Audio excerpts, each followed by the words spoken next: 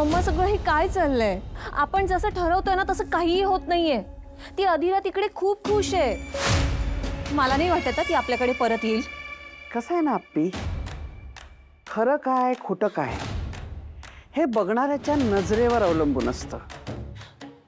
तेव्हा आपण त्या बघणाऱ्याला तेच दाखवायचं जे त्याला खरं वाटेल. म्हणजे तुला कान गोष्टी माहिती आहेत का?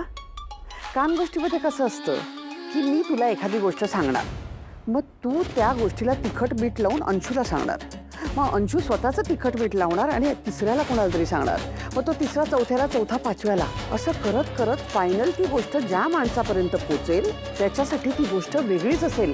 म्हणजे मी सांगितलेली गोष्ट आणि ती गोष्ट ही वेगळीच असणार. You mean Chinese whisper? Exactly. आपण समोरला तेच दाखवायचं जे आपल्याला त्याला दाखवायचंय.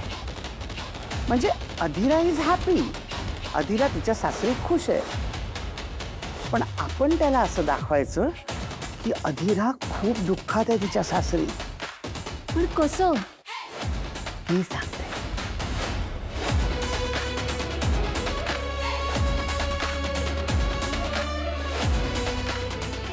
ओके.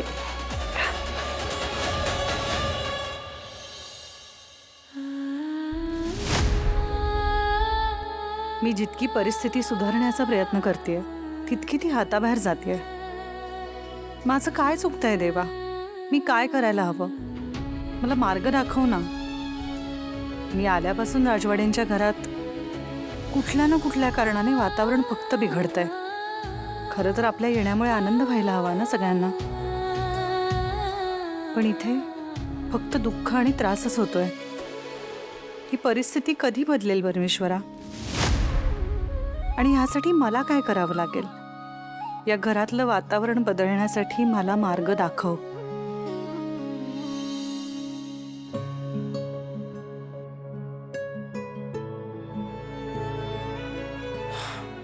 सुष्मिताची फी झाली, बाबांची औषधं पण झाली. किराणा, रोहन, अरे किराणा कसा विसरू शकतोस? कसं मॅनेज होणार आहे सगळं?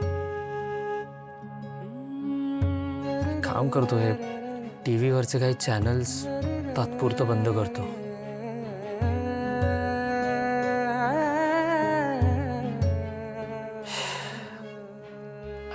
अरे पगारामध्ये सगळं मॅनेज होईल ना?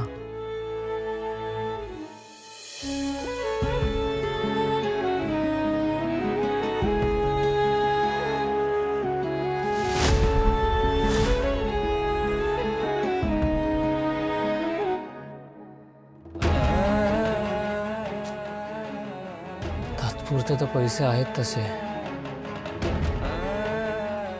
नंतरचं नंतर बघू, जाऊ दे. पण अजून काय, इंडक्शन स्टोव्ह पण घ्यायचा आहे.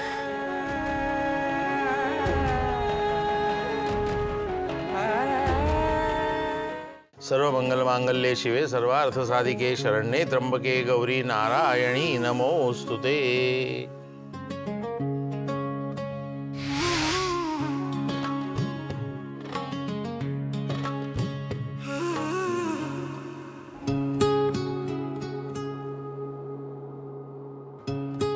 गुड मॉर्निंग बाबा.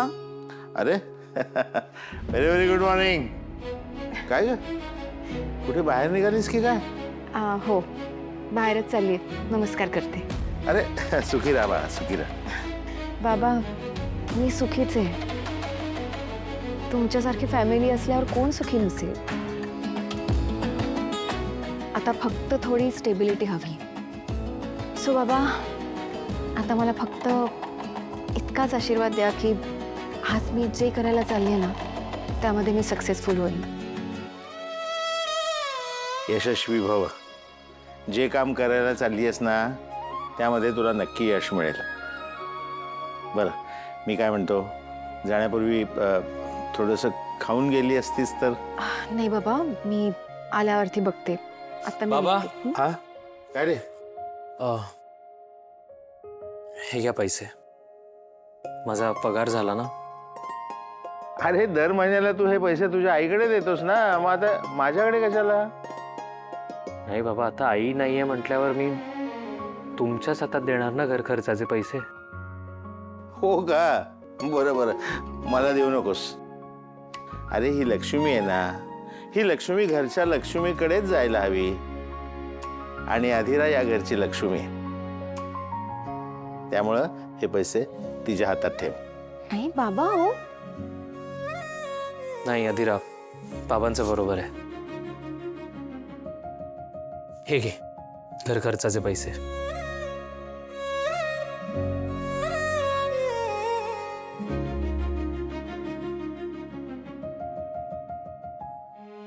थँक्यू बाबा.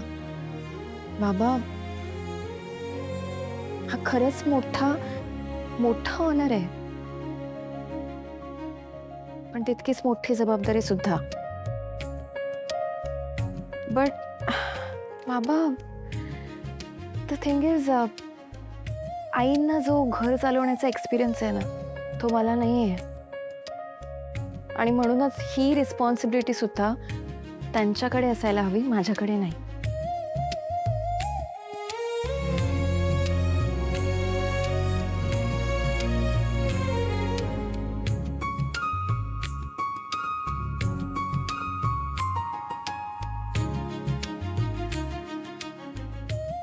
बाबा, येते मी.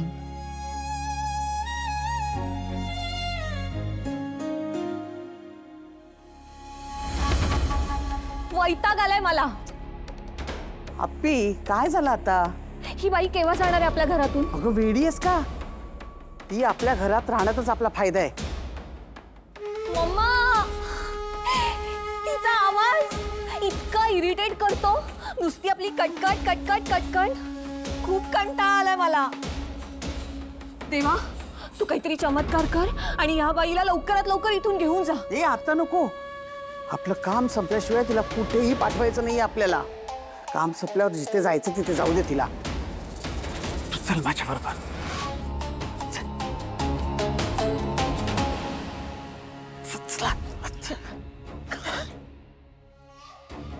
आता मी सांगितलं ते कर. रड रड. अशी कशी पटकन रडू? अगं कशी पण रड रड ना. तिथं आम्हाला तयारी करू दे. अजून रड अजून. आपण बोलूया ना. चल चल चल चल चल. शांत हो बाळा. शांत हो बाळा. अरे संसार म्हटलं ना, आपली की असं होणार. नको टेन्शन घेऊ म्हटलं ना. काय टेन्शन घेतेस एवढं? काय झालं अर्पिता? अरे काही नाही, अधिराच्या काळजीने रडते. अधिराकडे गेली होती ना खुशाली विचारायला. काय झालं अधिराला? दादा, मला स्वप्नातही वाटलं नव्हतं रे की तिची अवस्था अशी असेल. ठीक आहे ना ती? काही ठीक नाहीये ती.